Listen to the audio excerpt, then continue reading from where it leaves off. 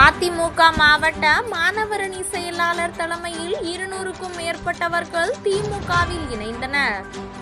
அதிமுக மாவட்ட மாணவரணி செயலாளர் இப்ராஹிம் ஷா தலைமையில் 200 அஇஅதிமுக உறுப்பினர்கள் அக்கட்சிகளில் இருந்து விலகி திருச்சி தெற்கு மாவட்ட கழக அலுவலகத்தில் திருச்சி தெற்கு மாவட்ட திமுக செயலாளரும் மாண்புமிகு பள்ளி கல்வித்துறை அமைச்சருமான அன்பில் மகேஷ் பொய்யாமொழி அவர்களை சந்தித்து திராவிட முன்னேற்ற கழகத்தில் தங்களை இணைத்துக் கொண்டனர்.